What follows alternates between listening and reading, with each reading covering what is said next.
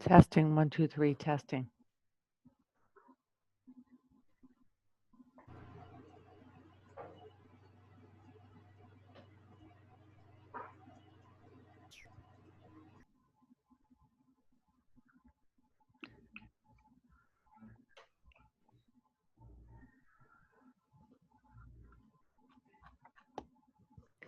Okay, we want to, ACMI tonight would like to welcome Stanley Silas from Community Legal Services to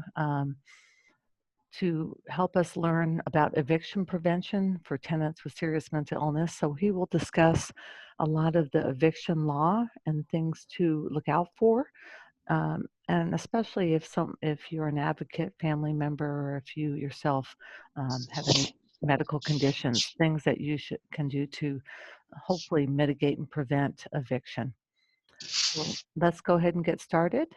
And I'll go into slideshow so it may be easier. If you have questions at any time, go ahead and type it in the chat window, and then I will gather questions. Are we ready, Lori? Yes, we're ready. And before you begin, Eddie had asked if you're seeking continuing education for attorneys, social workers, or others. Okay. And, the only thing is I don't see myself. Is that a problem or?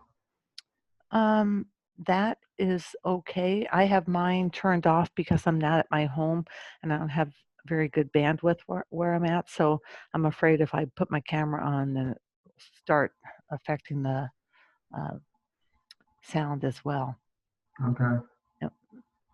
Eddie, is that better for Stan's voice? It sounds clear to me now.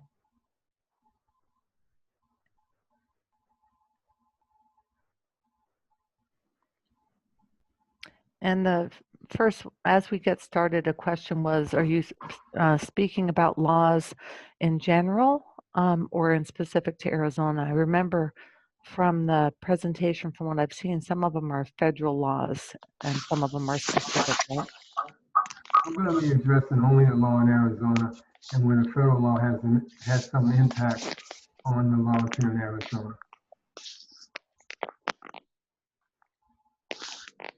Okay. And people have asked to speak up a little bit louder. Okay. Okay. And the presentation will be available up on our website. So welcome, Stanley, and we can go ahead and begin. Okay. Can we have the first slide? Okay. That's right. I am controlling the slides. Okay. Well, I want to thank Lori and my good friend, Dr. Michael Franzat, for inviting me. I understand your group has been a long-standing group that's been an advocate. They've been advocates for individuals who have various disabilities. I applaud your work. I appreciate you inviting me as an attorney here with Community Legal Services. This is important work. When we were talking about, Laura and I trying to put together a theme for this, and I said the theme would be evictions, why they occur, how to prevent, and why we should care. Well, why they occur is typically because our clients get into some trouble, allegedly. How to prevent them, that's going to be the bulk of what we want to address today. And why we should care, because an eviction could not only happen to the individuals that are we're most concerned about, they could also happen to you or I as well. Arizona is a state that has a high number of evictions taking place every year in its justice courts. So it's something that you as advocates for individuals who care about their housing, you should understand this particular concept as well. As the slide demonstrates, housing stability is very important for someone with mental health condition. That basic necessity of having housing is the foundation to that individual being able to we are seeing an acceleration. Be able to sustain themselves and others, prevent from being cycled in and out of homelessness, out of jail, out of shelters. Keeping a roof over their heart is extremely important to their ability to go seek treatment and care as they're supposed to. So housing is extremely important to individuals who have a mental health condition. And I learned this more so from Dr. Franzak. Next slide, please. Module 1, we're going to talk about the Landlord-Tenant Act in Arizona, the Arizona Residential Landlord and Tenant overview. The most important, and as a legal aid attorney, and Canadian Legal Services since 2001. We analyze these problems based on what the landlord's obligations and responsibilities are and what the tenant's obligations and responsibilities are. So we start first with the landlord's responsibilities. And we're going to move through this rather quickly because there's a lot of material. And I just want to say while I'm here, there's some 50 slides, give or take, that I'm going to try to cover. I really want to give the individuals on the other end at least 20 minutes to ask questions. So if I don't get to everything, I will move through it quickly and you have the presentation. I think it's more important that you ask questions and I try to answer those questions than just listen to me drone on about some of this stuff. So I want you to participate. I just ask you to give me some time to get through it and then we'll circle back. Okay, landlord's responsibilities. They're found at this particular section of the Arizona Revised Statutes, 33-1324, as listed. It requires the landlord to provide a habitable rental unit to the tenant. For more information, those are the sections that are really important to the landlord's responsibilities. If you want more detailed information, you can go to our website, CLS. You can look at the Arizona Tenants' Rights and Responsibilities Handbook. It'll give you all the detailed information you want on that particular topic. Next slide, please. Now, the tenant statutory responsibilities, as identified up there, 33-1341. Primarily, tenants got to pay the rent in full and on time. Even if the tenant doesn't make request for repairs, the tenant must always pay the rent. They must maintain the dwelling unit. They must not negligently or deliberately damage any part of the dwelling unit or cause a guest to cause damage. And they must not disturb the neighbor's quiet enjoyment of the premises or engage in criminal activity on the premises. When looking at an eviction, it is typically going to be something in this box where the tenant has gone wrong and the landlord is accusing him or her for having violated their statutory responsibilities. And you as an advocate want to look at that eviction, at those notices and eviction summons and complaints to see if you understand exactly what your client may have done pursuant to the statute. But for the tenant, it all begins and ends right in this area of his or her responsibilities. And that's what they're going to get called out on, rightfully or wrongfully. Next slide, please. Landlord, property manager fails to provide essential services. This is included to give you an idea that your clients also have a right to certain basic essential services such as running water, air conditioning, hot water, electrical services. And the tenant must give the landlord or the property manager reasonable notice when he or she has failed to provide those services, those essential services. Their remedies are they can obtain reasonable amounts of service and deduct the actual reasonable cost from the rent. They can sue the landlord or property manager based on the reduced rental value of the dwelling unit, basically meaning if the rent's $800 a month and the tenant determines that for 2 weeks I've had no air conditioning or hot water or electrical service, the unit's probably not worth $800 a month. They can obtain reasonable substitute housing. This means you have to move out of the unit, go find some other place to live. And during that period where the landlord is not in violation of your notice to cure, you don't have to pay the rent. So the rent stops at that point in time. Your obligation to pay rent stops during that point in time. It's always best to have proof that the tenant gave the landlord or property manager written notice of the violation, because without written notice, you're going to have a hard time proving to a justice court judge that your actions were justified. These things are hard to do alone for a tenant. He or she will always need some help to find advocates. Someone can help them navigate this process or find competent legal representation. Next slide, please. Landlord or property manager fails to make repairs. This is a common thing. Okay, again, landlords violate their obligations under the statute to maintain the dwelling unit. If they don't correct, first thing, the tenant must give the landlord written notice. And I say written notice. You can send a text, you can send an email, but verbal notices will not work because typically people will forget you gave them or they'll just flat out lie that they never received it.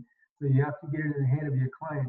You have to give old-fashioned written notice. It can be a text message, it can be an email message, but you have to make sure you can prove that in fact you sent that message and they received it.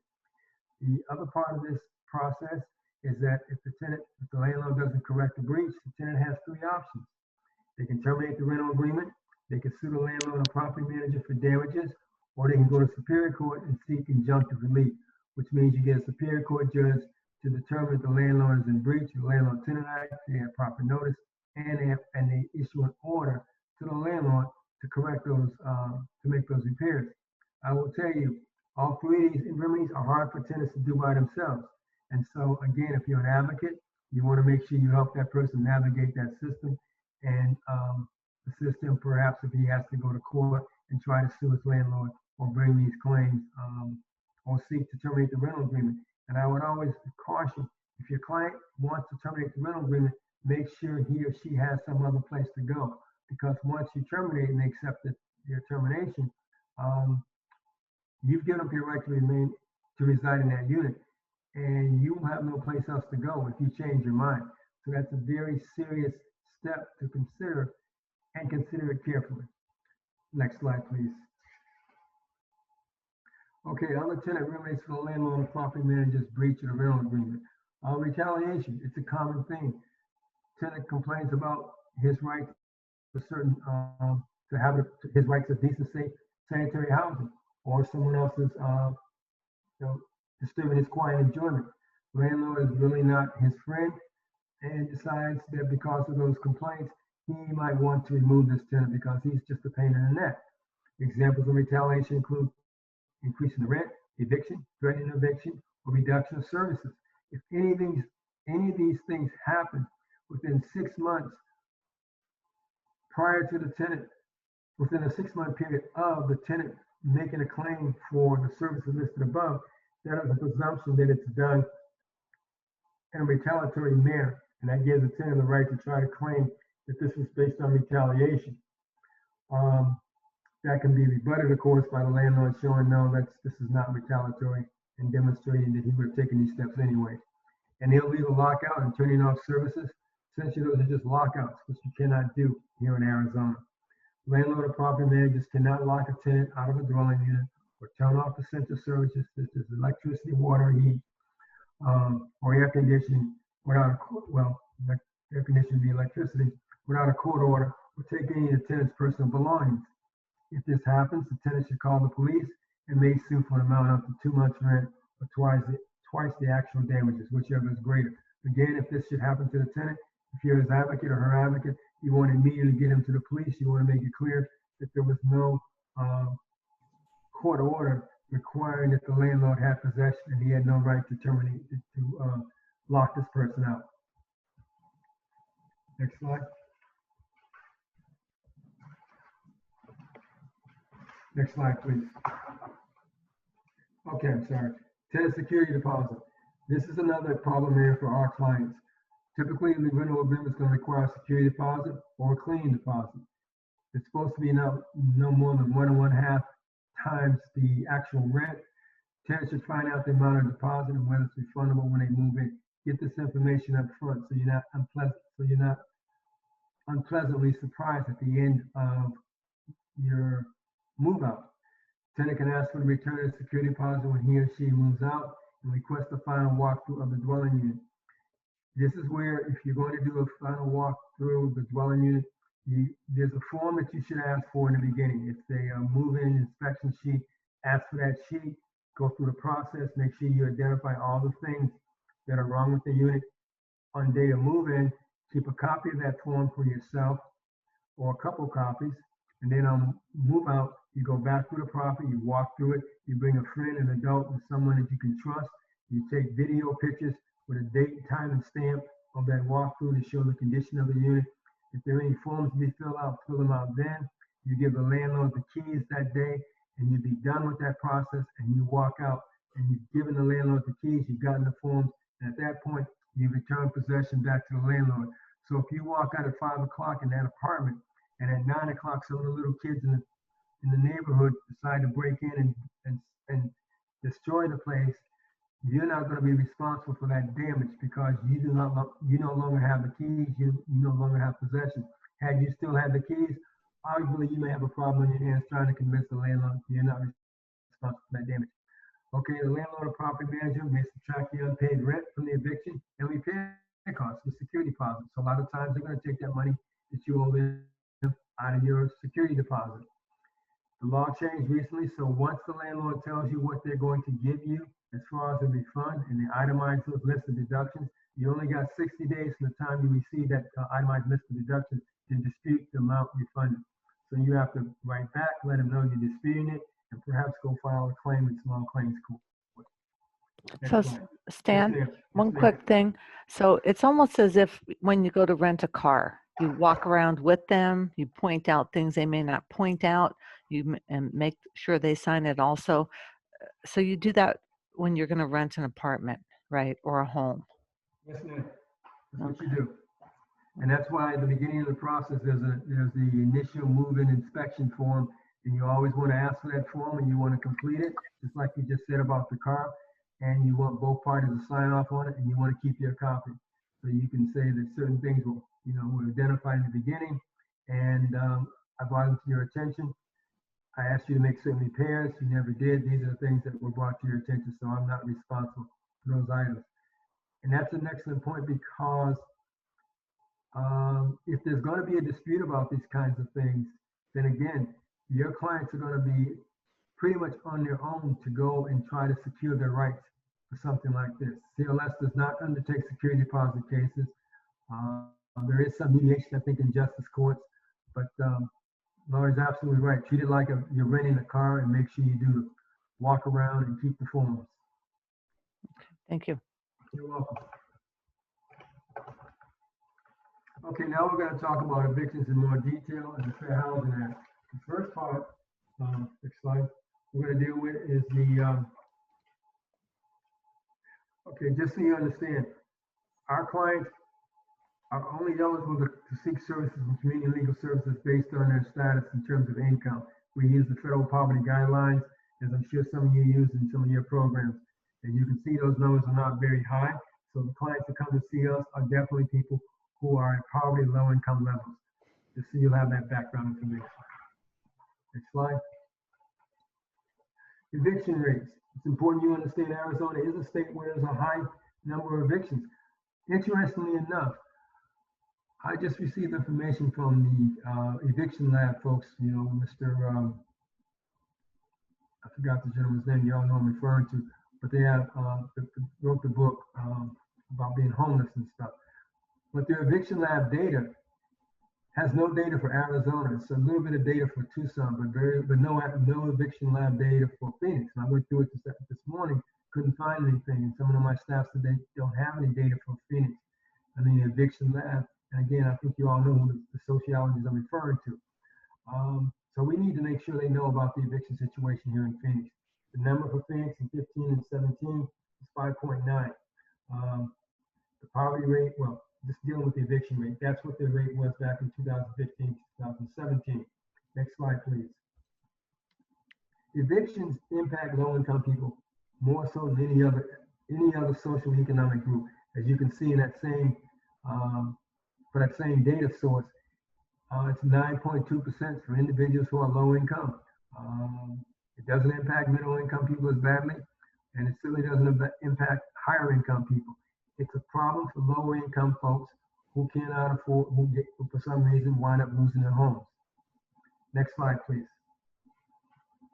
And also a problem that needs to be addressed and talked about is the fact that trying to find a place to live in Metro Phoenix is very difficult for someone who is on fixed income, low income individual, because we know there's not enough affordable housing being built. You can see for yourself the numbers.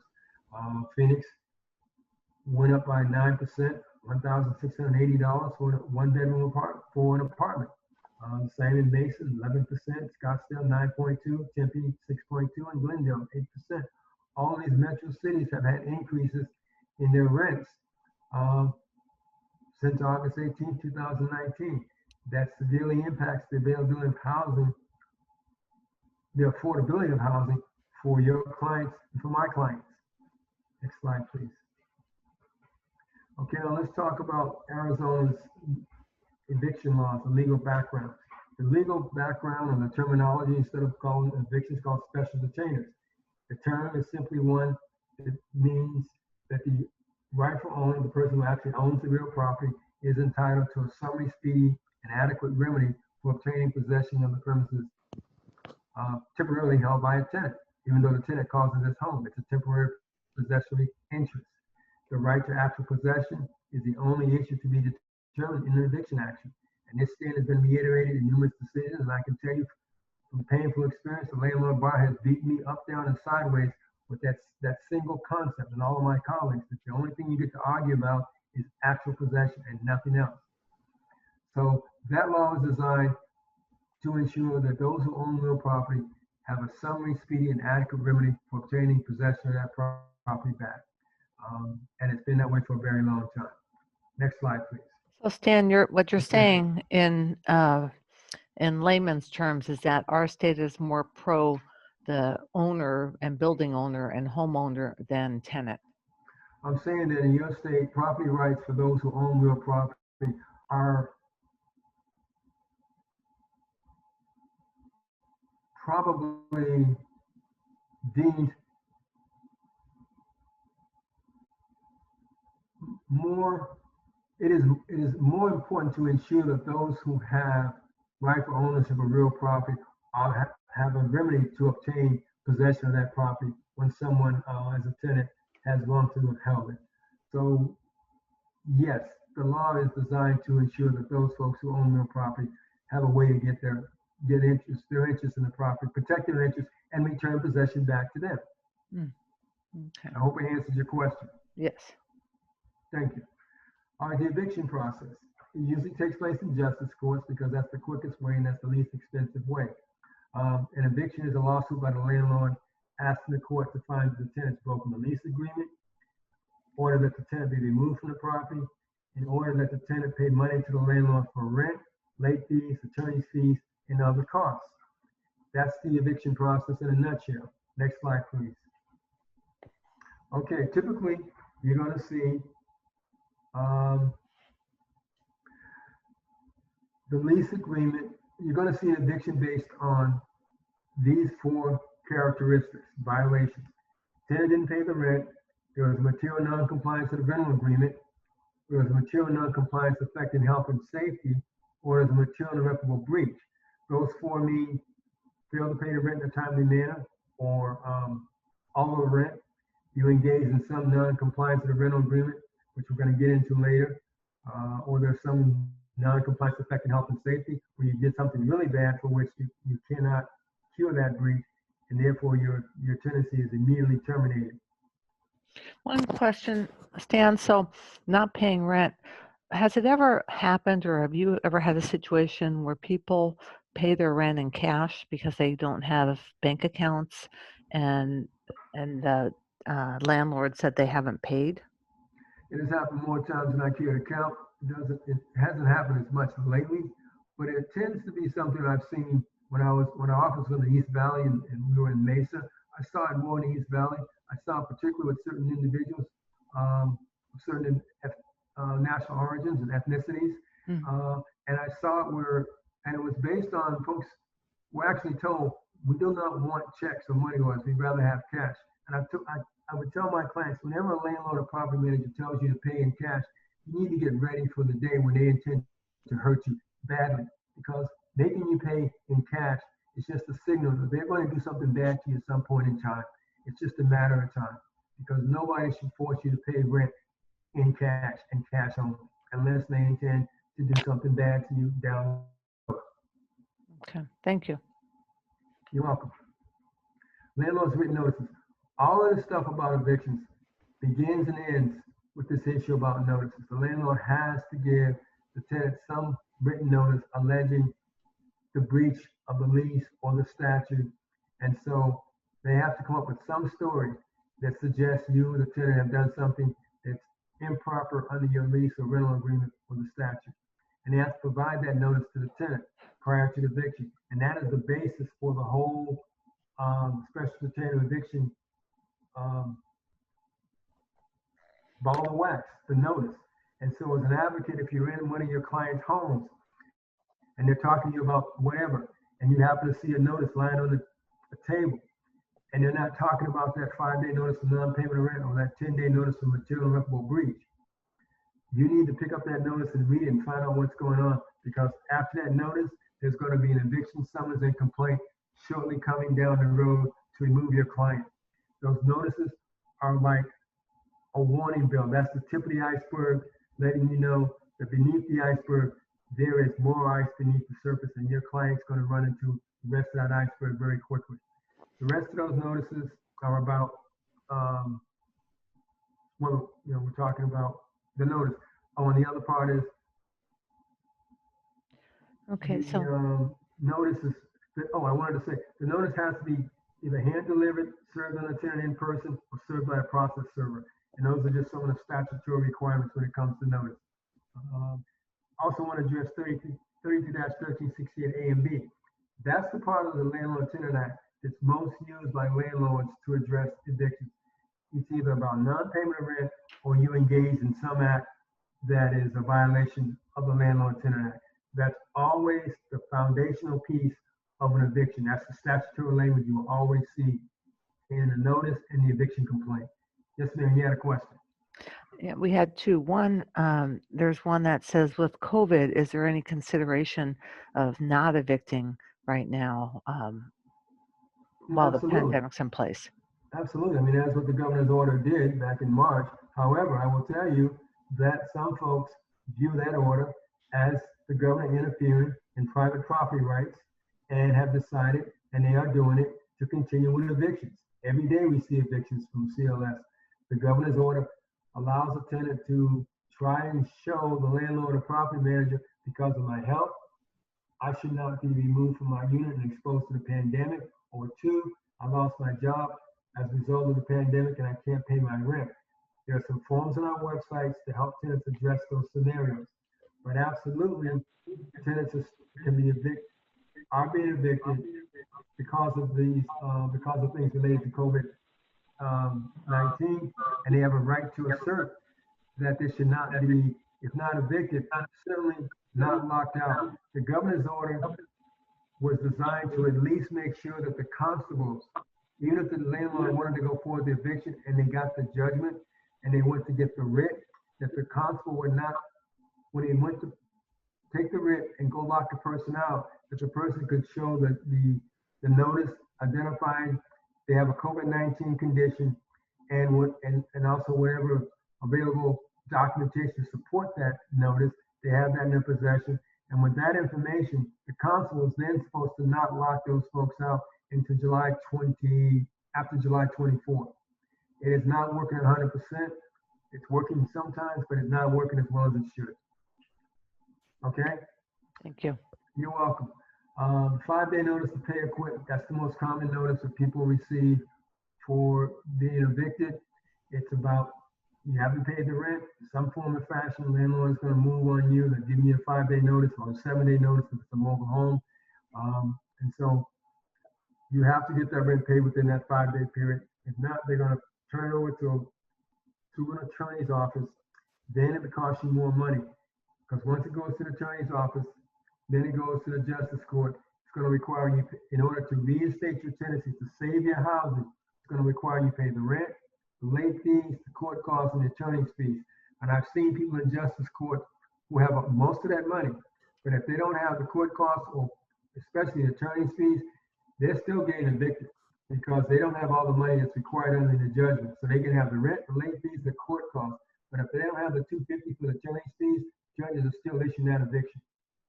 For your clients, when you see those notices, ask questions, find out what's going on, and immediately get involved and find out how you can take care of that problem within that 5-day cure period, or before it gets to the landlord attorney, or even if it gets there, can you buy back their tenancy? Because it's only about money at that point. And if there's a way you can buy back their tenancy and keep them housed, you need to figure that out, because otherwise they're going to be rendered homeless. And guess what? And this is a conversation we need to have with some more folks down the road. There is nothing worse for your client, one of my clients, now get an eviction on their rental history or credit report. That eviction is going to follow them for as long as time immemorial, and it's going to affect their ability to find new housing, better housing, as long as they're here in Arizona or someplace else. And a lot of those evictions are not justified. But the fact that people are receiving evictions and it's impacting their ability to find decent housing, and in some of those cases not justified, that's a conversation I would suggest we have to see if there's some ways we can mitigate that for individuals, because a number of those people go to justice court and they don't have legal representation. So it's a foregone conclusion they're going to lose. So, Next slide. Stan, Yes, ma'am. Yes, ma'am. do if how long, say you're young and foolish, um, and you're 18, 19, 20, and you get kicked out of your first apartment because of college, partying, whatever, a number of reasons. Does that stay with you like for the rest of your life, or is there some The is there some judgment will stay with you for 10 years. And then if it's not renewed, I guess it would be, I guess it would just become moot. And so the judgment will be out there for 10 years on your credit report. Remember, that eviction is a public record. Those people who do work for credit report agents, they come down to justice court, they mine those documents, and they put them on credit reports. So that's why it's so important that you don't wind up there. So yes, it's going to be in your credit report. That judge is going to affect your credit report for about 10 years. If you can pay it off, satisfy it, that makes it better. Certainly, I've talked to several of these people who are in the business of apartment finance, and they've said to me very clearly, you get an eviction that first year, you're not getting housing. So in the first year you got an eviction on your rental history, you're not going to get anyone that's going to consider you for housing. My point is, I have a client right now who's been unfairly evicted, who's unfairly evicted, and we're trying to get our housing back. I told the client, tell the property man, the people who do the background checks to call me, and I'll give them the facts. Essentially, I would try to walk them through the process and demonstrate she did not deserve that eviction, give her a second chance. But they're not willing to do that. They see the eviction, and that's all they see. So what I'm suggesting is we're gonna have a conversation about trying to get these folks to recognize just because they got an eviction on the record does not mean they actually deserved it. Okay. Thank you. You're welcome. A 5-day notice for health and safety, that's typically going to be, again, tenant's obligations. You're going to get that, for example, if you're a hoarder, or if you fail the bed bug inspection and you haven't got your unit ready for the next inspection. And the point there is, you don't do the things that are necessary to maintain your unit. They can impact not only your unit, the other tenants surrounding you. So that's considered a health and safety violation. You got 5 days to correct that problem. For your clients, my clients, you walk into a unit, you see that notice. When you walk in first one, you can't get in the unit because all the stuff is from the front, meet you at the front door and goes all the way to the back of the client's bedroom. And trust me, I've been in those units. I've seen those types of conditions. So when you see those things and it didn't happen overnight, you need to be thinking how to address this, because you can't leave that person by themselves, allowing that clutter to build up, and those untidy housekeeping procedures that just go on time and time immemorial. Because at some point, the landlord or property manager has to address it. They frankly have to address it. And they're going to want your client to deal with it. And they're not giving your client months to address it. They're giving them 5 days, and maybe you can convince them to give you 2 weeks because you got to go get somebody to help you. You got to go to some agency to try to get some money to help them move, to help them pack, to declutter, and things like that. So that's kind of a request for reasonable accommodation we'll talk about later. But that's a problem that you can see coming, and you should try to head that off at the pass. Next slide. Notice of material non-compliance. This is one where you've done something that's a violation of the lease. It's material. Again, it goes back to your obligations as a tenant. You're going to get the notice. You as the advocate want to review that notice, get all the facts, and try to figure out did my client really do these things or not. Landlords and property managers tend to embellish, add on stuff because they can.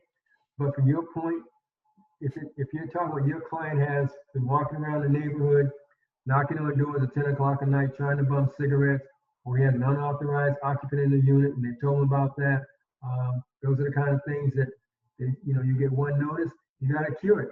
Because if you cure that first notice and you document that you cured it, then it helps you build a defense. So they claim you did a second time and they want to issue a second notice for the same violation or a similar violation. You can say, no, we cured that violation. Here's proof. We wrote you. We told you what we did, and we got it done within the 10 days. A lot of times tenants don't do this. They just kind of go through the motion. They think they did something and they let it slide. Landlord lets it slide.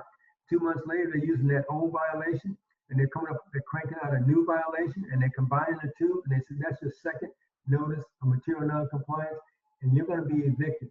So if you're an advocate and you see those notices, you got to get involved quickly. You got to help your client cure the problem. You got to document it in writing and you got to give it to the landlord to show, wait a minute, we took care of that. That should come off the books. Don't try to use that again as the basis for a second notice. So Stanley, when you talk about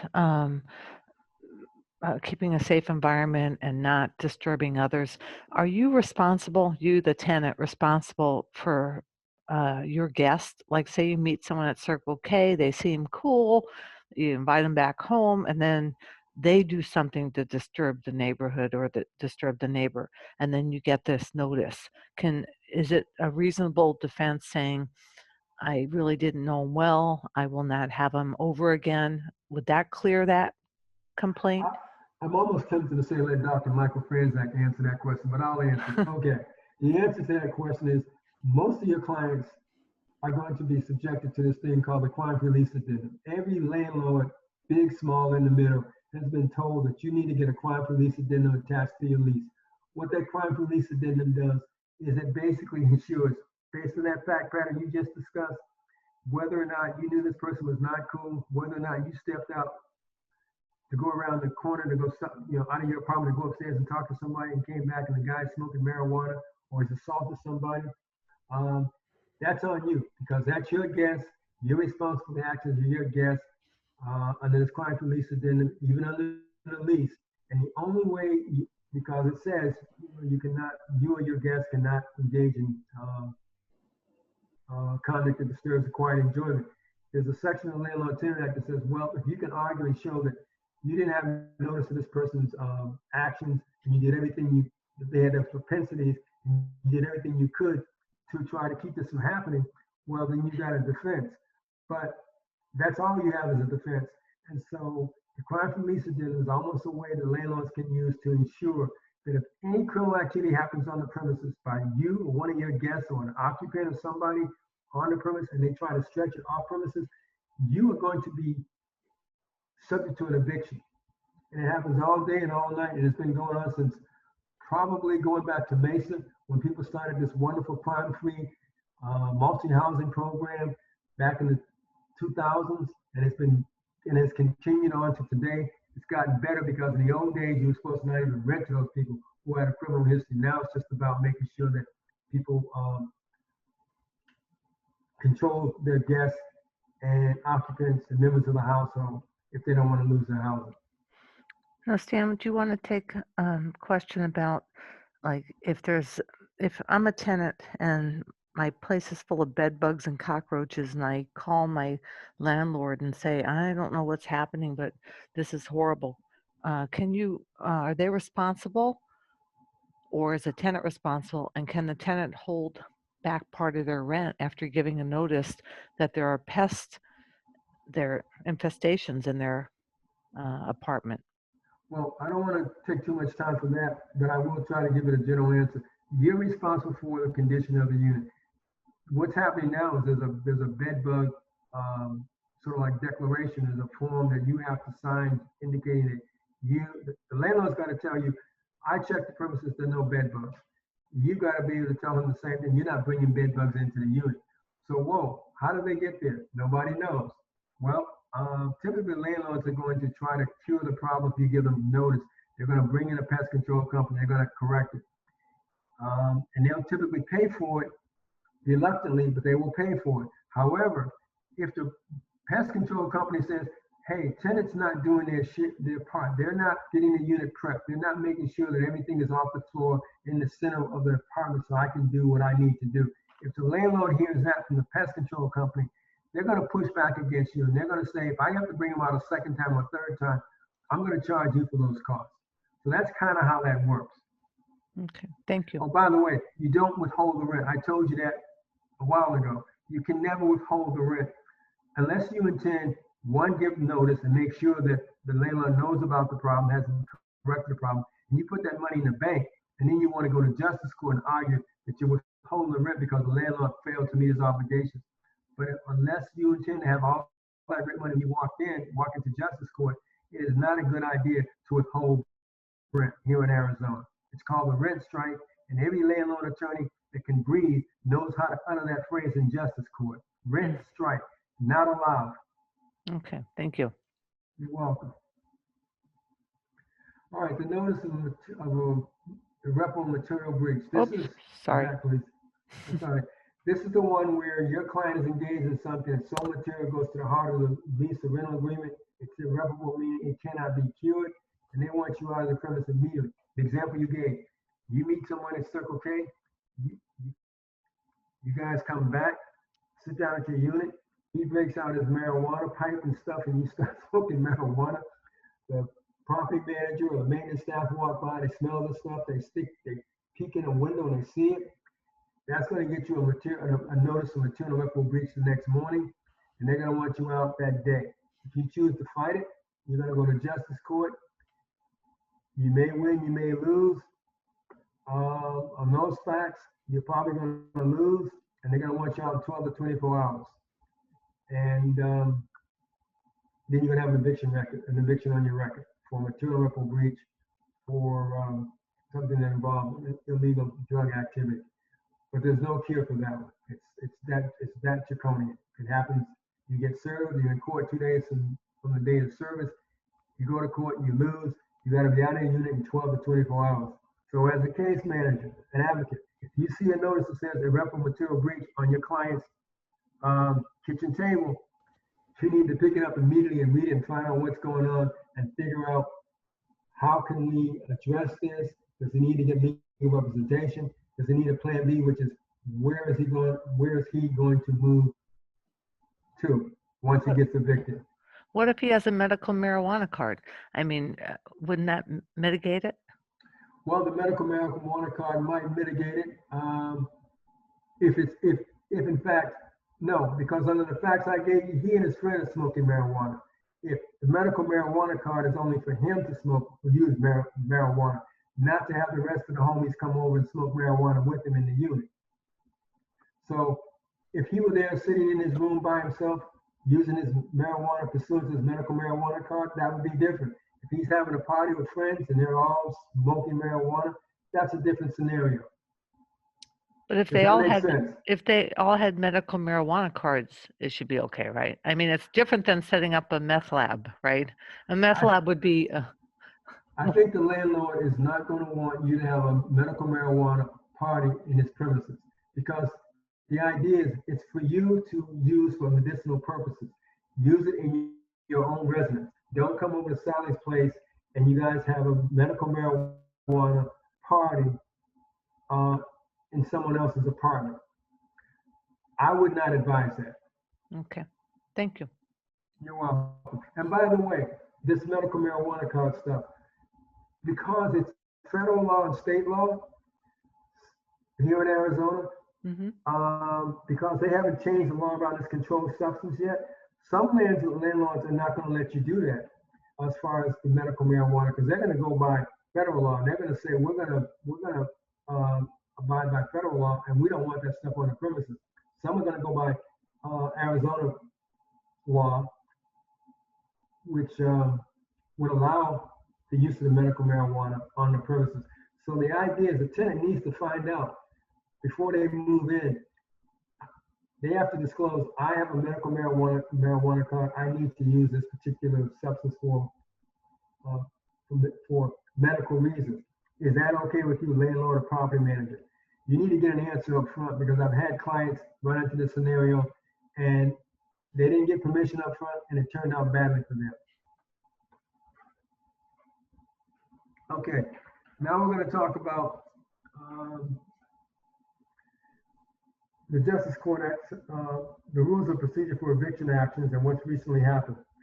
Recently, some laws were changed in January that affected some of the rules of procedures for eviction actions, which is just this body of rules of civil procedure on how evictions are going to be conducted throughout the state of Arizona. Next slide, please. So the first thing I want to talk about is Justice Court case activity. Now I want you to pay close attention to this slide, because the EA stands for eviction transactions filed. You got 4 years showing. I'm just going to focus on 2019. You can see that 68,343 evictions were filed. You can see over the left column that the plaintiff is represented, meaning by legal counsel, in 62,049 times. You can see that the defendant was represented by legal counsel 229 times. That number is so small it doesn't even register as 1/10 of 1%. That means when I say to you with great urgency, as Dr. Franzak would also urge you to recognize, you cannot allow your clients to get caught up in this eviction treadmill because they're not going to have legal representation and they're not going to win most of the time. So the best thing you can do for them is keep them out of justice court facing eviction. If you don't believe me, look down at the next column. It says plaintiff wins 44,938 times. Plaintiff won money 44,616 times. Defendant won 38 times, and they won some money 24 times. So landlords win, landlords are represented. The key is keep your clients out of eviction court because that is not a good place for your clients to wind up in. Next slide. I'll hold for a question. Is there a question or a comment? Because you need to say something about this. We have some other questions piled up, but nothing related to this. Let's move on then. Okay. All right, part of the new rules for evictions, which you should be aware of, is that in the summons and complaint now, the tenant is entitled to get a copy of the lease agreement and any addendum related to the underlying reason for the eviction. So now your client's going to receive not only the summons and complaint notice, they'll get a copy of the lease and the addendum, if that's part of the, to show if that is in fact part of the basis for the eviction. And even if it's not, it's a good idea to have a copy of the lease because a lot of times our clients don't even have copies of the lease. So now it's mandatory to be part of the summons and complaint. And if the eviction is based on non-payment of rent, then a copy of the accounting of charges and payments for the preceding 6 months must be served with the complaint as well. So this gives you some idea of what the numbers look like, where the charges are on the payments, so you can either agree or disagree or try to get a handle on how you're going to proceed when you go to justice court to represent yourself around non-payment of rent. Next slide, please. Also, a really good thing is there's the rules of disclosure. I, as an attorney, know these rules. I know when I go to justice court, I know to ask the judge to tell the landlord attorney to give me the documents I need for the trial that he's going to use to beat my brains out with in the eviction trial. I know to ask for the lease and the addendum. I know to ask for a list of witnesses and exhibits he intends to introduce. I know I can ask for copies of the documents they're going to introduce. But your client's not going to know this. And guess what? Most likely the justice court judge is not going to tell your client they're entitled to this stuff. And for sure, as I'm sitting here talking to you, the landlord attorney is never going to disclose your right to that stuff. So your client does not know he has a right to all this disclosure because he's not a lawyer. And no one's going to tell him or her that you have a right to this information if you're going to have a trial. So now the rules require the tenant is supposed to ask, landlord attorney is supposed to give it to him, tenant is supposed to give the same thing to the landlord attorney, and vice versa.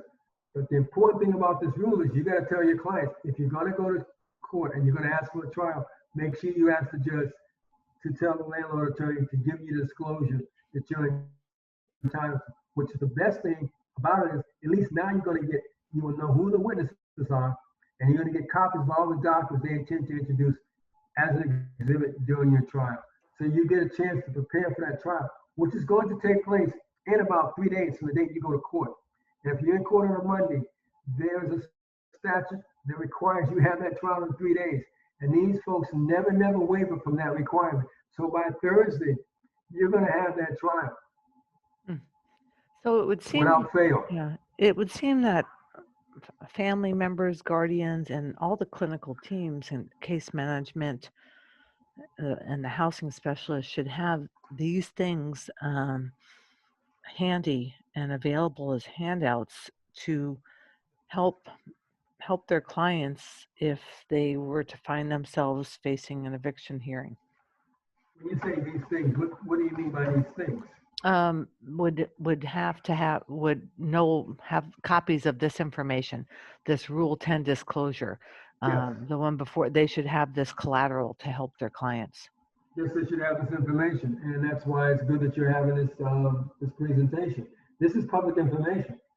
You can go on the Justice Court's website, and you can get these rules. There are about 35 so rules of the rules of procedure for eviction action.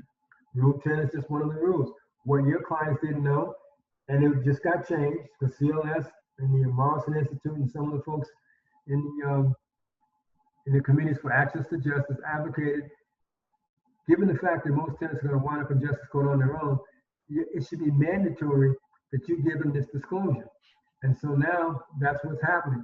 And you should, make this known to your clients and the advocates out there that if the client insists upon going to trial, has to go to trial, well, there's a rule that allows them to have information that's going to assist them in being better prepared to represent themselves. Thank you. You're welcome. I just wanted to ask a quick question. Sorry. Okay. I came in late to the meeting. I had some technical issues, so please excuse me if you've gone over this already. But I was wondering something now. Evictions and statutes and stuff vary from state to state. Is that correct to say?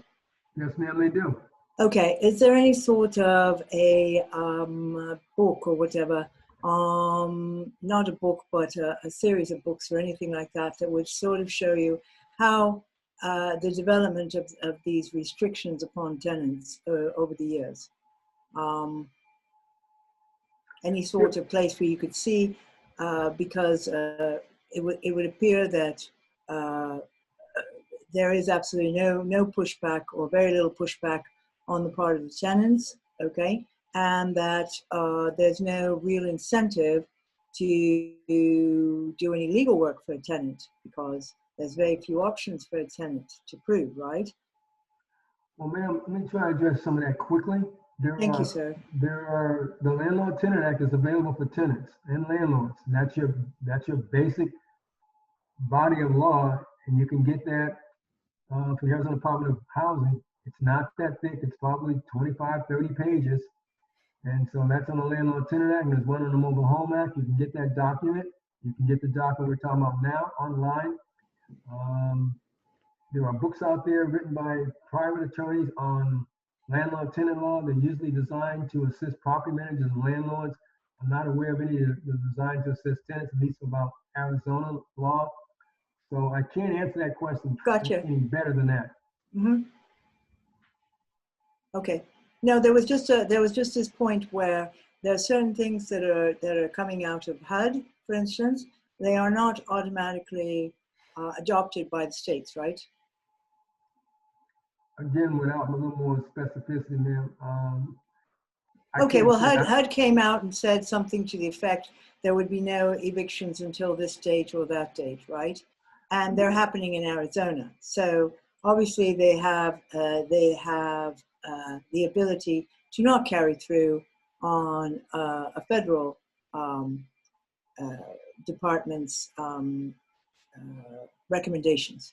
Well, let me be clear, and then we're going to have to move on, ma'am. Yeah, sure. The point about HUD is that HUD came out, yes, and they said for all federally subsidized and for all programs that receive HUD monies, federal monies, they will no longer allow those landlords and property management companies to evict someone for non-payment of rent. So if it's Section 8 project-based housing, you cannot terminate the tenancy for non-payment of rent or charge them late fees up until it's probably end of July. But if it's private housing that has no federal subsidy to it, then the landlords have every right to move forward with an eviction. It's only those where there's federal subsidies involved that the federal law takes precedent. And so if the tenant is being evicted for non-payment of rent because it's based on COVID, that's why HUD did it. That's why that is where HUD has priority over Arizona law when it comes to HUD's federal law, has precedent priority over the state law regarding non-payment of rent cases if in fact the landlord is receiving federal dollars for the for operation of that particular housing project. That's what's going on there. Okay, so one last question there, and then I will zip it. Okay, sorry.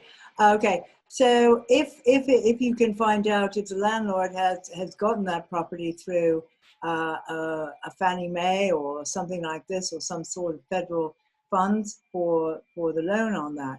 Wouldn't that, even at least at the limit, constitute something, some federal? No, it wouldn't, would it? If you find out that the landlord is receiving some form of financial assistance through HUD or the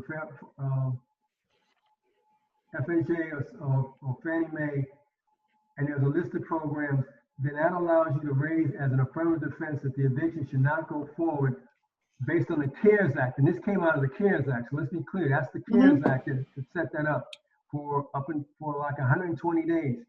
That only allows you to argue that you should not be evicted for non-payment of rent. If it's for an unauthorized guest or something like that, it has no application. I gotcha. Okay, All right. thank you. You're welcome. Okay, Okay. all right. Okay, now we're going to talk about fair housing and the impact of fair housing, or the intersection of fair housing and evictions. And I put this title of this book up there because I want you to understand about the Fair Housing Act. I'm reading this book right now. And the point about this book is that the Color of Law is a groundbreaking investigation into how U.S. governments in the 20th century deliberately imposed racial segregation of metropolitan areas nationwide. This is called de jure segregation, de jure. This means the law, we, through public policy and law, created segregated housing here in America based on race and color. And we're living with the results of that even today.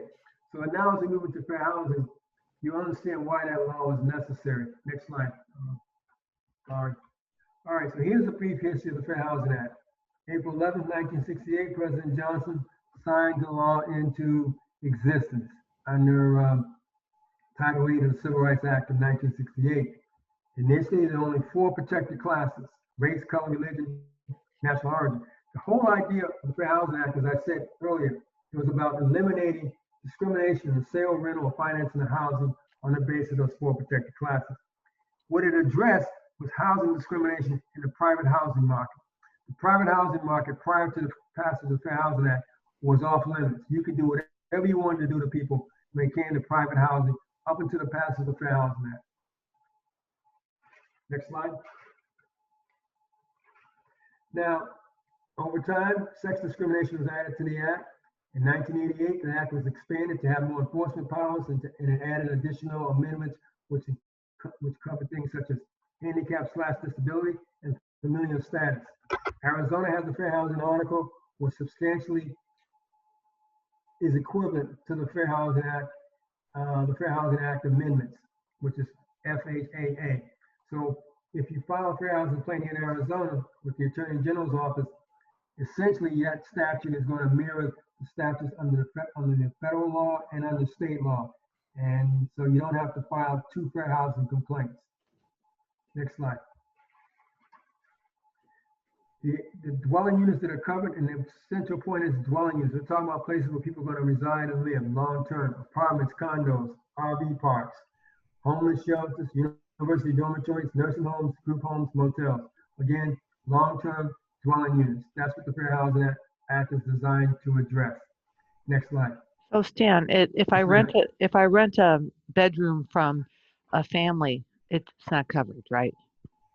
If you rent a bedroom from a family, Like in their home, if I rent a room. Is it going to be long-term? Yeah. Well, and so what? Well, if you're renting a bedroom long-term from a family, more than likely, and the owners reside there, most likely it's not going to be covered. Let's go to the next slide, and we can I think I'll have an answer for you. What dwellings are not covered? Owner-occupied buildings with 4 or fewer units. So Laurie, your scenario is covered under that example. It is not covered under the Fair Housing Act, which means if you show up and you happen to be a woman and you happen to be Hispanic and they have this one room in this house that they want to rent, they don't have to rent it to you as long as they're not advertising in a discriminatory manner, because they get to engage in substantive housing discrimination because they have that exemption. And if they are also they're selling or renting their own property without the assistance of a real estate agent, they can do the same thing. And if it's operated If the house is operated by a religious organization or private clubs that limit occupancy to their own members, they too can engage in how they can prefer their own members of either that religious organization or that particular private club. Well, a Next question, slide. does it Yeah. cover supervisory care homes, board and care homes, sober living homes?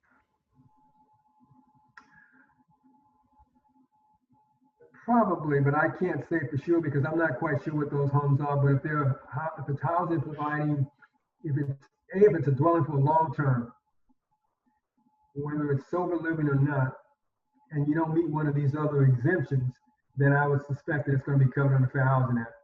Okay, but not hospitals, right? Hospitals are covered by different types of statutes, Okay, not the Fair Housing Act, okay. because you're not going to stay and live in a hospital. All right. The essence of the Fair Housing Act is the 7 protected classes, and there are only 7. So, all races are protected. It's just as unlawful for a black landlord to discriminate against a white tenant as vice versa. All colors are protected, usually refers to skin tone. Religion, no preference or difference in treatment regarding members of a particular religious group. National origin, protections are afforded to all residents, not just citizens, usually refers to origin or place of birth, such as being Italian, French, from Mexico, from Guatemala. National origin. Next slide. Sex discrimination.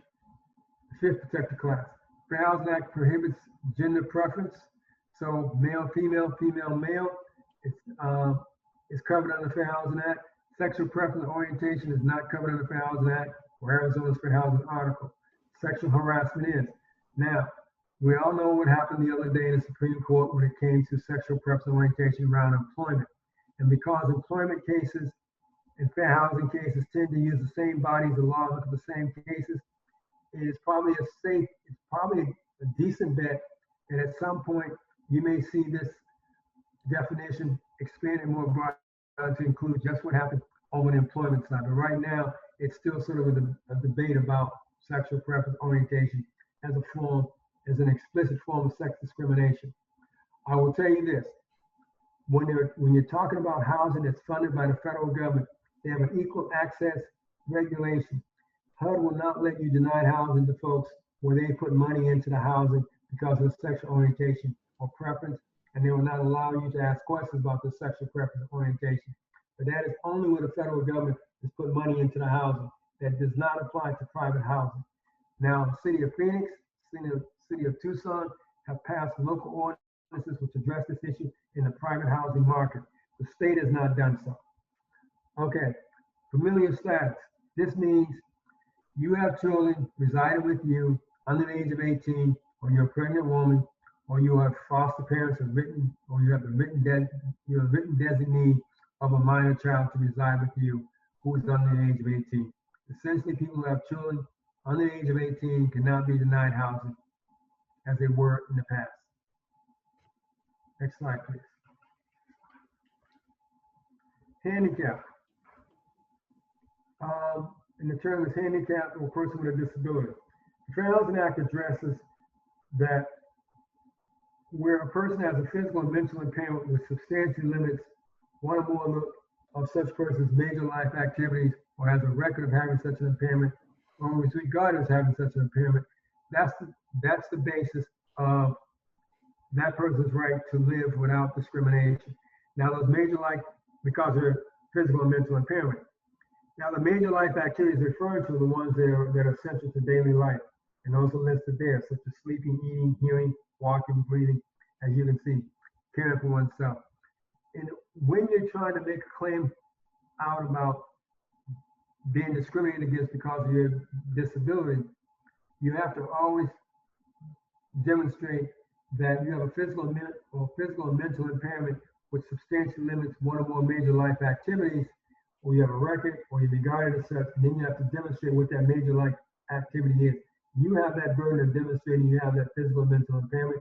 You have that burden of demonstrating what that major life activity is that's being burdened by that physical and mental impairment. Next slide, please. So Stan, wouldn't it be enough if you got the designation of SMI, because you have to show that there's interference with daily life, right? You can't just have a condition, you also have to, it has to interfere.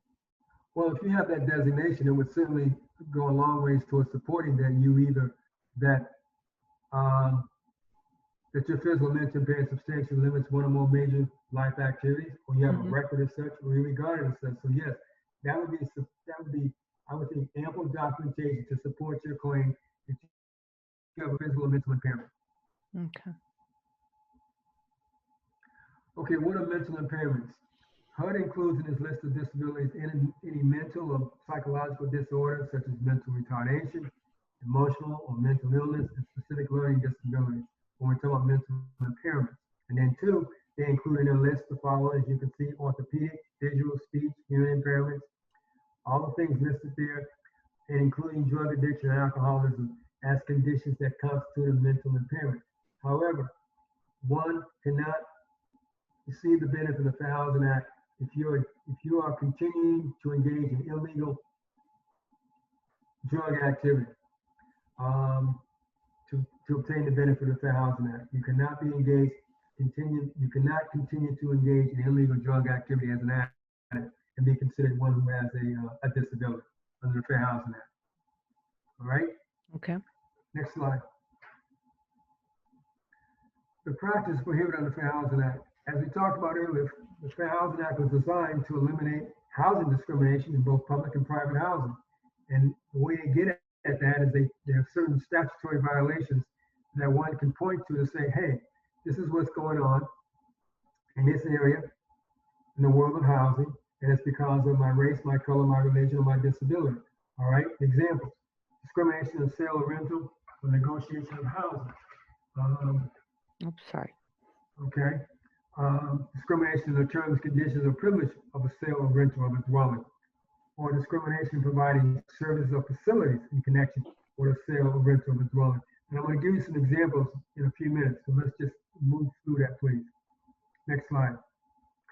Representing that a dwelling is not available when in fact it is available for inspection, sale, or rental, which is the idea where people see certain folks, they tell them the house is not available, and then 2 months later it's back on the market.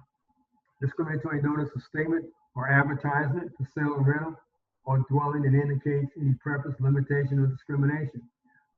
Signs saying, or in a newspaper or on Craigslist, things of that nature, saying this is a nice, beautiful home for sale or for rent, no children wanted or allowed. Now, let's talk about some examples of housing discrimination. Okay? An example, these came from HUD's recent findings of housing discrimination. I'm just going to tell you briefly. This is 2018. A case where an African American man and his Hispanic wife filed a complaint with HUD alleging that the owner and the manager of a trailer park refused to rent a lot to them because the husband is African American. The wife is white. The property manager didn't know that. He did not know that the husband was African American. I guess he did business only with the wife, who was white. Found out that the other part of that transaction was black. Refused to go through with renting them a lot because of race and color. And he wanted them to move out. And that's something that took place around April 5th, 2018. It was released by HUD. It's one of their examples where they made a finding of housing discrimination based on race and color. Another example where HUD made a finding of housing discrimination. HUD alleged that the owner refused to rent a 7,000 square foot, 6-bedroom house to a family of 4 adults and 7 children because of their race. They were Native American and national origin Hispanic, and because the family had minor children. As a result, he offered them less favorable rental terms, including increasing the rent by $1,000. After being denied the home, the family split up and had to live in separate residences. So that's an example of discrimination based on race, national origin, and familial status. The last example is based on disability discrimination, failure to provide reasonable accommodation. This is a case where a woman with mental disabilities filed a complaint alleging that an apartment complex where she lived refused to allow her to keep an emotional support dog. The woman required use of an assistant animal to help her with a disability. She brought the animal home. The agent confronted her, allegedly gave her a choice of either getting rid of the animal or being evicted. Even though she provided a letter from the primary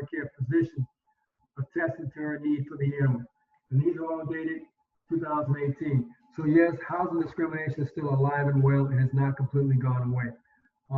Next slide, please. Okay.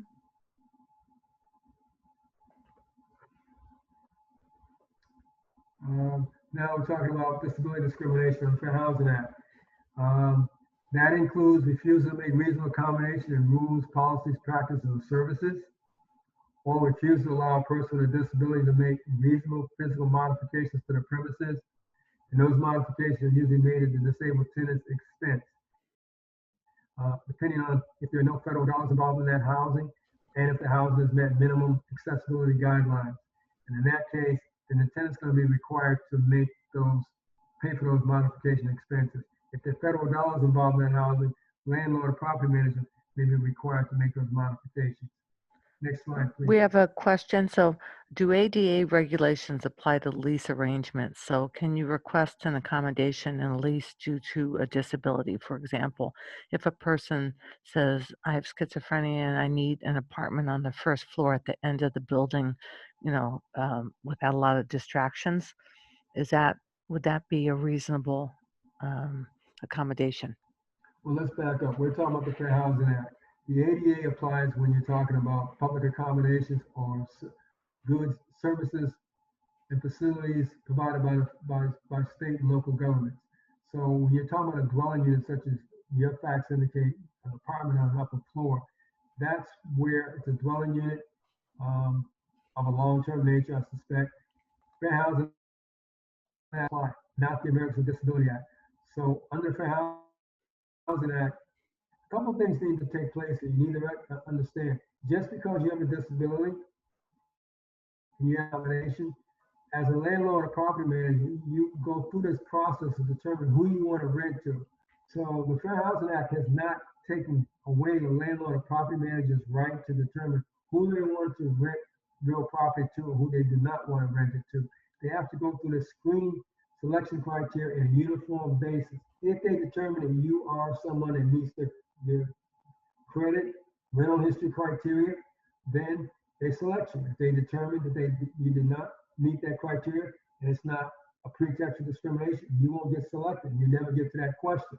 But if you are selected and you disclose you have a disability and you prefer to be on the first floor because of your disability, that would be your way of asking for a reasonable accommodation, because they may have a second floor unit available, a third floor unit, but you prefer the first floor. And so that's your request. And if you can document, if you can, demonstrate to them nature of your disability, what the reasonable accommodation is, and a connection between those two, and they don't have any real good reason for denying it, then more than likely you might be given that first floor apartment. And we're going to talk some more about that, but that's how that would sort of work out, play itself out. Okay, we did have a follow-up comment on the last example of the person with the emotional support animal. The question is, did you say that the person with the emotional support animal does not need to provide documentation to the landlord? The volume on your sound cut out a little bit. If the person has a disability that one cannot see or doesn't, or the need for the reasonable accommodation is not obvious, then you're going to need to provide some documentation to the landlord or property manager regarding your disability or the need for a reasonable accommodation. Mental illness be one of those disabilities one cannot see. If you're blind or in a wheelchair, asking for a reasonable accommodation connected back to those two disabilities, one isn't going to need to provide very much documentation, if any, regarding their disability or the need for the reasonable accommodation. So yes, when it's one cannot see, then documentation is most likely to support the disability or the need for the reasonable accommodation is going to have to be provided by the person making the request. Okay, thank you. You're welcome. Next slide, please. What is a reasonable accommodation? Well, it's a change, an exception, or adjustment to a rule, a policy, or practice, or a service that may be necessary for a person with a disability to have an equal opportunity to use and enjoy a dwelling, including public and common use spaces. So really, it's what we talked about a few minutes ago. The lady is saying, I am selected for housing because of my paranoia. You have 2 units available, one on the second floor, one on the first floor. I prefer to be on the second floor because of by disability. Typically, you have reserved those units. You go second floor first, first floor last. You like to try to keep the first, some sort of an order, and you don't want to do that. But she's asking you to change your policy and let her have the first floor and keep the second floor open. That would be an adjustment to a rule of policy or practice that she's asking you as someone with a disability, and she's making a connection why she wants to be on that first floor because of her paranoia, and that being on the first floor makes it easier for her not to have to deal with other people, I guess. And so there's a nexus to the reasonable accommodation, and you as a landlord are going to be asked, well, is this a reasonable request for, is this a reasonable accommodation? And that requires you having to determine, is it something that's going to require me to make a fundamental alteration in my policies or practices, or does it require an administrative or financial hardship to me as a landlord or property manager? If none of those things are at play, you're probably well served to provide her with the reasonable accommodation. Okay. And as it says, failure to make a reasonable accommodation is unlawful under the Fair Housing Act and the Arizona Fair Housing Article. Okay. Next slide. Okay, these are just some things that are sort of common sense approaches to requesting a reasonable accommodation. It doesn't need to be made in any particular manner or at a particular time. You don't have to make it personally by the person needing the accommodation. Someone close to you, a guardian or case manager can make that request as long as they have your permission. The words reasonable accommodation do not have to be used. What's important is that the person understands that you're making a request for an exceptional change and adjustment to a rule, policy, or practice because of your disability. And that if you don't make that request or someone doesn't make it on your behalf to receive a reasonable accommodation, then the landlord or property manager is under no obligation to grant one. Next slide. Okay. We had a question related to this earlier. Dr. Franczek recently had an issue where tenants had vouchers, but they couldn't come up with their share of the rent or the deposit. Is a full rent and deposit required? Do some landlords allow for a grace period, or is it generally all or nothing? I don't know the answer to that. I mean, if it's it may be, what's the practice? Wait a minute, because yes, I've seen landlords give tenants time to come up with the full money for security deposit. I've definitely seen that now that I think about it. And what happens is you pay the rent, you pay so much down on the security deposit, and then you have to pay so much later on. So like it's a payment plan. Now, if it's been your practice to do that for tenants in the private housing market, okay. But someone shows up with a Section 8 voucher and they say, can we do the same thing? And you say no. Well, it might be a form of discrimination against people who have Section 8 vouchers. But guess what? Discrimination against folks with Section 8 vouchers is not a violation of the Fair Housing Act here in Arizona. If you go to California, you go to Massachusetts, they've made source of income, like Social Security, having a Section 8 voucher, as a protected, as a basis for alleging housing discrimination in their state or local fair housing laws. But at a federal level, that's not the case. And in the state of Arizona, that's not the case. And in the city of Phoenix, that's not the case. So people with Section 8 vouchers can be discriminated against, and it's not a violation of the Fair Housing Act. It might be something else going on, but it is not something that's a violation of the Fair Housing Act, unfortunately. Until the cities or the states decide to change their state or local laws. Okay. Thank you. You're welcome. Okay, the elements of request for reasonable accommodation. It's necessary to verify the person meets the Fair Housing Act's disability definition. That's on the person making the request to lay that out. You got to describe the accommodation that you're seeking. You got to show the relationship between the person's disability and the need for the accommodation. That's that nexus. You've got to always do that. And then according to HUD, in most cases, an individual's medical records and detailed information about the nature of a person's disability is not necessary to support a request for reasonable accommodation. Essentially means you don't get to talk to the person's doctor. Typically, you don't get their detailed medical records.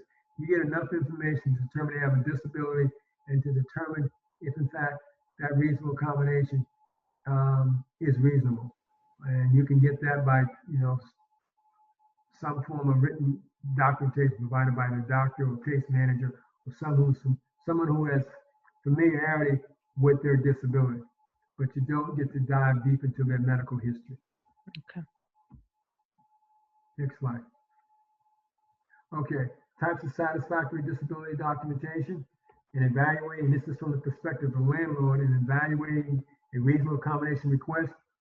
Disability documentation may include a credible statement by the applicant or resident, a statement by a doctor, healthcare provider, a peer support group leader, a non-medical service agency, like one of these folks that provide Meals on Wheels or something like that, or a reliable third party.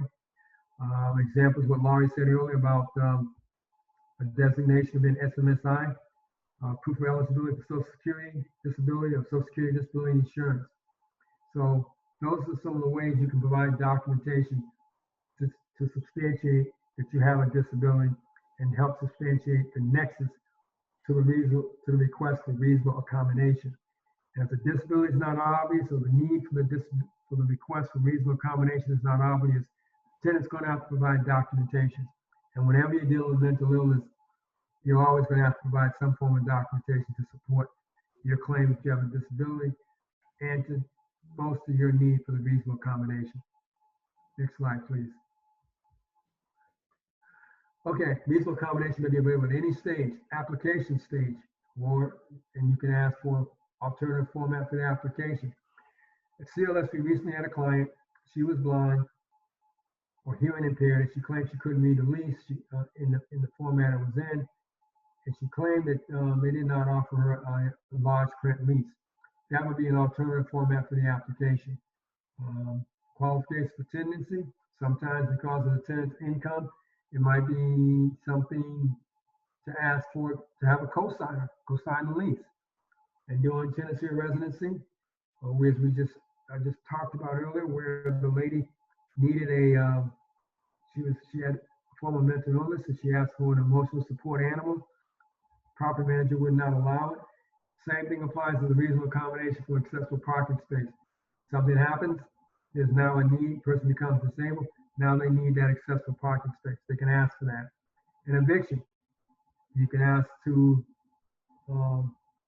forego an eviction, postpone an eviction, figure out ways around the eviction, try to negotiate or settle the dispute without seeking an eviction. All those are forms of reasonable accommodation that can be available at any stage. And let me say this, just because one makes a request does not disclose their disability on the front end, and an eviction takes place toward the back end of that tenancy, they're not precluded from bringing that up. They don't have to ever bring up the fact that they have a disability until they need it. It is in fact like in the eviction process, it's like a get out of jail free card. If you can demonstrate that the reason for the eviction or the bad acts are tied back to your disability. So the violation is based on one's is disability related, then you can use that as a way to try to stall off the eviction and stay in your home. But you don't have to disclose that until you need to disclose it. Next slide, please. Thank you. Okay, I see it's almost 6:30. That means I only got 30 minutes and I have another 12 slides. So I'm going to kind of move through to give you time for more questions. Okay. Okay, so this is an example that one of my clients, and this gentleman has schizoaffective disorder and auditory hallucinations. He was going around the complex naked without clothes, talking to himself, generally just being someone that people were afraid of. We got involved. We asked for reasonable accommodations to obtain treatment, counseling, and monitoring removal and eviction. This is an example where the behavioral health provider was very progressive, recognized the problem, helped the lawyer out to develop a plan to keep this man housed because he was facing a material irreparable breach. And we made it clear that this was all about the behavior was tied back to disability behavior because he stopped taking his medicines, He stopped going to see his counselors. He was walking around the streets, just not engaged in his treatment plan. And so we had to demonstrate that we could figure out a way to get him back on his treatment plan, get him back to taking his medicines, and bring in a whole bunch of folks to provide him with a level of support and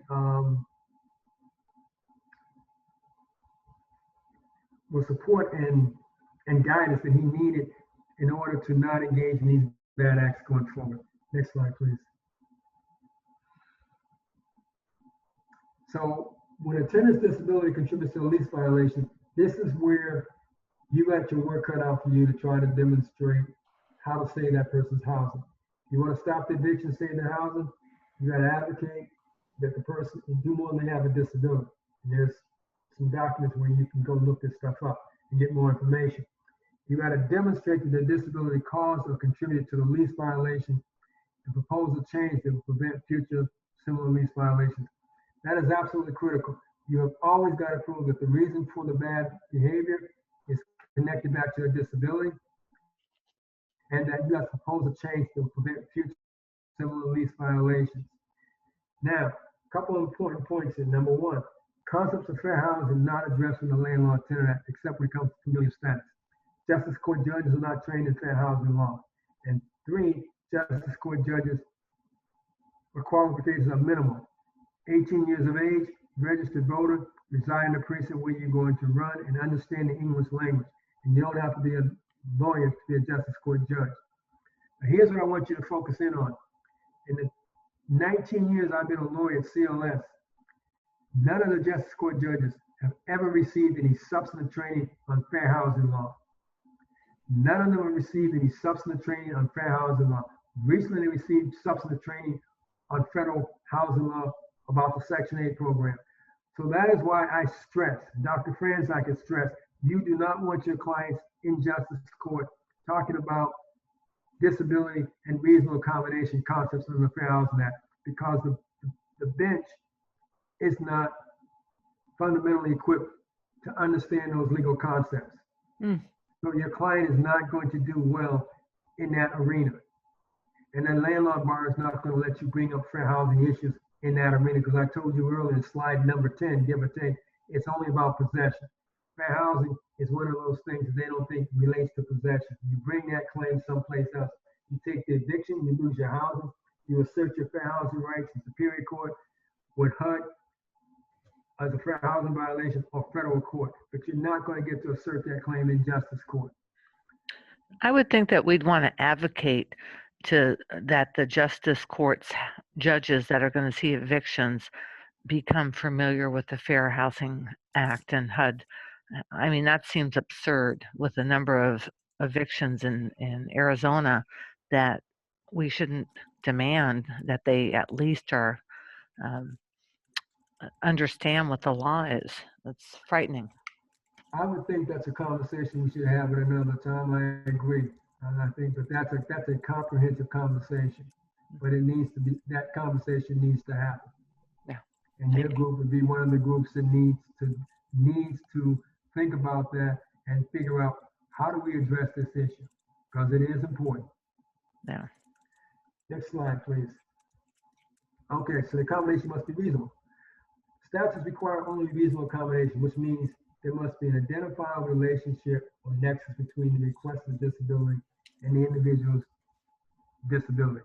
The nexus requirement doesn't mean that the requested accommodation is reasonable. Now, by reasonable, they mean, and it has to be necessary because of the tenant's disability, not because of some non-disability related reason. By reasonably mean that an accommodation is reasonable unless it requires a fundamental alteration in the nature of the provider's operations or imposes undue financial administrative burdens. That's the landlord's burden to demonstrate that your request is unreasonable because of what's laid out here. So typically, that's going to be about a policy or procedure or money, or we don't do things that way. It's not always a well thought out rationale as to why we can't grant the reasonable accommodation. Sometimes it is, sometimes it's not.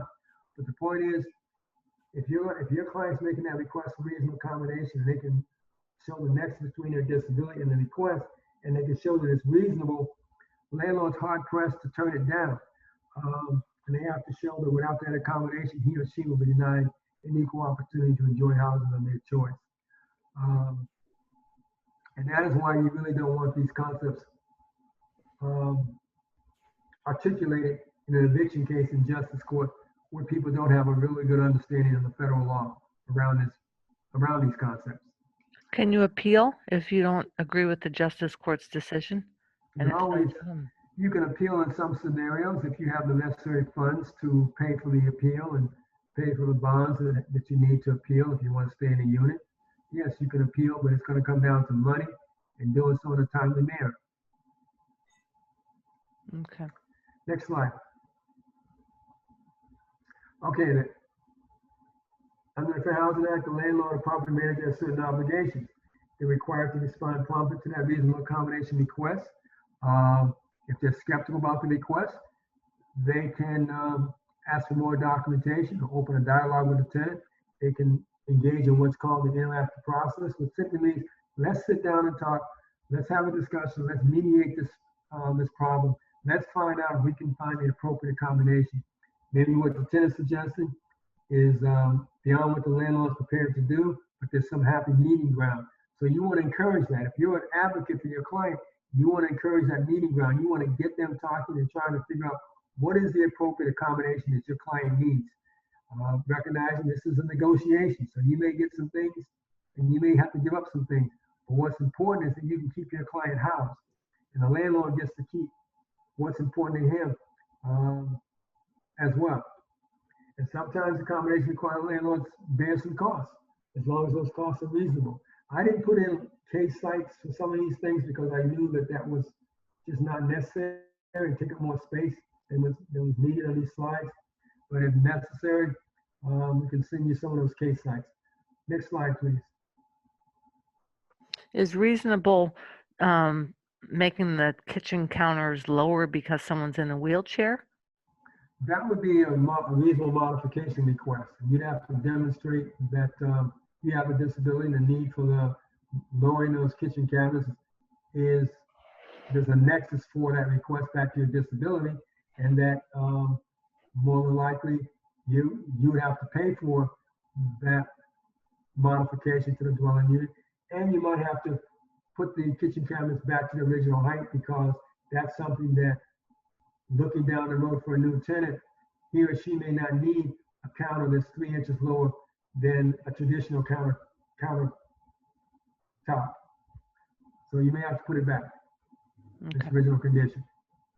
Okay, the landlord may proceed with an eviction only if the tenant constitutes a direct threat after the landlord's made an effort to accommodate the tenant. So here we're talking about the example with the gentleman walking around, hearing things, and with no clothes on. In other scenarios, the landlord might be required to demonstrate, I'm not going to evict this person. I can't evict him until I made an effort to accommodate the tenant. But if he can demonstrate that that there is no reasonable accommodation, which will eliminate or accept or minimize that risk that the tenant poses, they can go forward to eviction. It simply means that before, under the Fair Housing Act, tenants who represent a direct threat, the landlords are supposed to take that step to see, can the tenant be accommodated? Is there an accommodation which can be provided to keep him or her from being evicted from the housing? If there is no accommodation that will work because of the nature of who they are and what they've done, and there's nothing to minimize that risk, then they can go forward with the eviction. So Stanley, I know that, but this is a question. Can to clarify, is reasonable whatever the judge determines is reasonable? Well, the reasonable accommodation is back up to the next slide. Go back. Okay. One more slide. Okay. An accommodation must be reasonable. An accommodation is reasonable unless it requires a fundamental alteration in the nature of the provider's operations or imposes undue financial administrative burdens. That's what the tenant and the caseworker's got to demonstrate. hey, this is a reasonable accommodation. It's not going to require you to change the way you operate your property management business. You're in the business of operating property. Here's a tenant. He's going to stay in the unit. He's going to abide by the lease. We've got a built-in support network that's going to come in and check on him. We got a way to make sure he takes his meds. His mom and dad are going to be over 3 times a week. The ACT team is going to come check on him once a day. It's not going to impose any undue financial administrative burdens because he's not asking to live there rent free. The Section 8 folks are going to pay their portion. He's going to pay his portion. He hasn't destroyed the place, so there's no undue financial administrative burdens. You've got to be able to think outside the box when you're in that scenario because you've got to anticipate how they're going to view your accommodation as not being reasonable, and you got to have an answer to it in advance. So make it bulletproof. Absolutely. Okay, the steps to prevent the tenant's eviction for direct threats or what a tenancy would result in substantial physical damage to the property of others. We sort of talked about this, but if in fact you can't convince a landlord or property manager to grant a reasonable accommodation and they proceed with the eviction,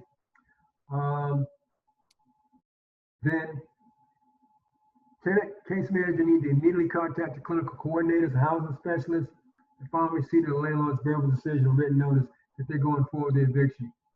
Housing providers, clinical coordinators, advocacy groups, mom and dad should submit written assurance to the landlords of a plan to reduce the tenant's future direct threat violations. What's important is that you come up with a plan.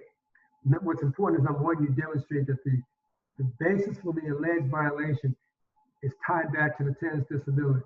If you can't make that argument and prove it, you have no business trying to make the request for reasonable accommodation because it's like making an allegation that is not factually based.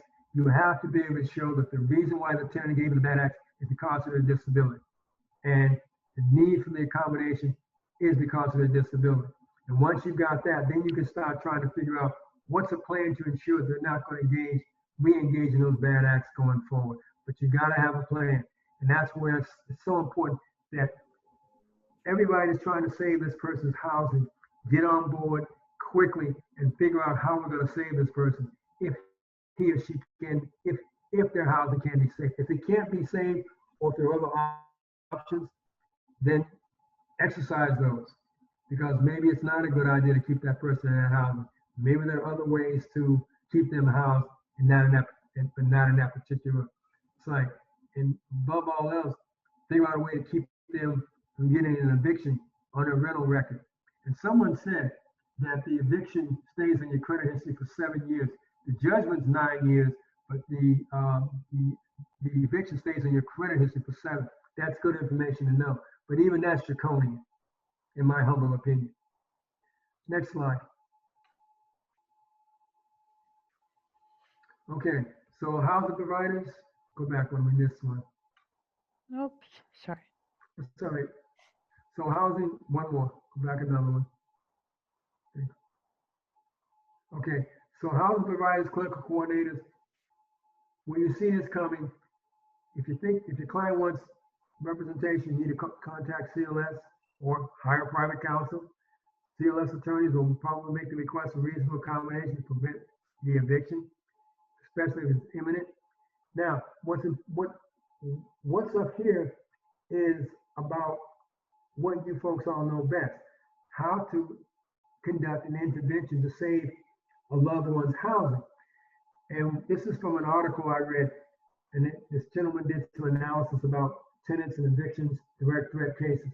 And in the analysis, he was able to show that when the tenant engages in a high intensity intervention after a lease violation, compared with the landlord's low intensity response to the request for reasonable accommodation, tenant wins the eviction case because the tenant goes all out to show that they have corrected the bad act, they know what's going on, they're not going to let it happen again. They've lined up different folks to ensure that they take their medicines, they have a staff that's on hand to ensure that there's no repeat.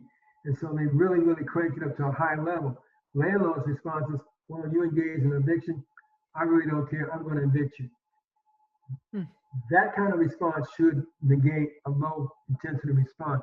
But if both parties, or if the landlord has a high intensity response because they really, really want you out, well, then you're going to have a more difficult time trying to win that request for reasonable accommodation.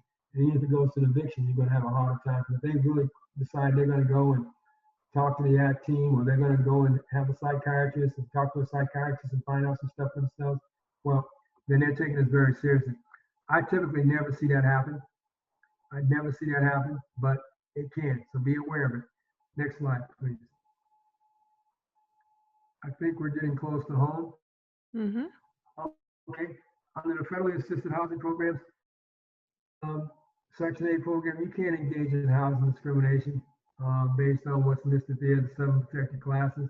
The same thing applies where HUD has put money into the housing. You can't engage in housing discrimination under the Fair Housing Act. So it's You cut out, Stan.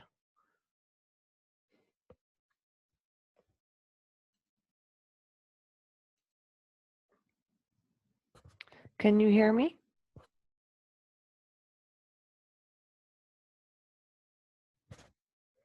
Can you hear me?